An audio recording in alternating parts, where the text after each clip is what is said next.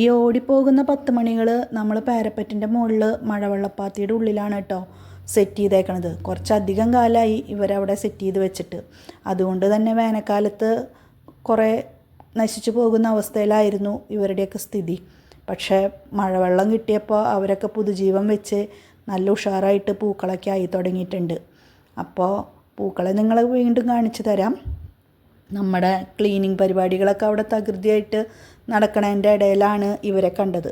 അപ്പോൾ പിന്നെ എന്തായാലും വീഡിയോ എടുക്കാമെന്ന് വിചാരിച്ച് ഫോണുമായിട്ട് ഇറങ്ങിയതാണ്. ഇവർക്കൊക്കെ എന്തായാലും ഇനി നമുക്ക് കുറച്ച് വളമൊക്കെ ഇട്ട് കൊടുത്ത് ഇവരെയൊക്കെ ഒന്ന് നമുക്ക് സെറ്റാക്കി എടുക്കാം. ഈ പണികളൊക്കെ ചെയ്യണതിൻ്റെ ഇടയിൽ ഇനി എന്ത് ചെയ്യണം എന്നാലോചിച്ച് നിൽക്കുന്നൊരു സ്വഭാവം എനിക്കുണ്ട്.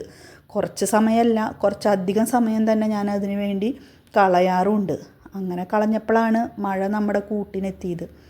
മഴയത്ത് നമുക്ക് ഈ റെയിൻ ഷെൽട്ടറിൻ്റെ ഉള്ളിലൊക്കെ പണിയെടുക്കുക എന്ന് പറഞ്ഞാൽ എനിക്ക് ഭയങ്കര ഇഷ്ടമുള്ളൊരു കാര്യമാണ് കേട്ടോ. നല്ല രസമാണ് ചിറ്റോറ് മഴ പെയ്യുമ്പോൾ നമുക്ക് മാത്രം മഴ കൊള്ളാണ്ട് നിന്നിട്ട് പണിയെടുക്കുക എന്ന് പറയുന്നത്. മഴ മാത്രമല്ല, മറ്റ് പലരും നമുക്ക് അവിടെ കൂട്ടിനുണ്ടായിരുന്നു. അപ്പോൾ നമ്മുടെ പൂക്കളെയൊക്കെ കണ്ടു കഴിഞ്ഞാൽ എല്ലാവരും ഒന്ന് സബ്സ്ക്രൈബ് ചെയ്യാനും ലൈക്ക് ചെയ്യാനൊക്കെ ഒന്ന് ശ്രമിച്ചോളൂ കേട്ടോ. അതൊന്നും മറന്നു പോകരുത്. നമ്മളിപ്പോഴും 1000 സബ്സ്ക്രിപ്ഷനിലേക്കൊന്നും എത്തിയിട്ടില്ല. അപ്പോൾ എല്ലാവരുടെയും സപ്പോർട്ട് ഉണ്ടാവണം. വരും ദിവസങ്ങളിൽ നമ്മുടെ ഒതുക്കലിൻ്റെ അടുത്ത വീഡിയോസായിട്ട് വീണ്ടും കാണാം.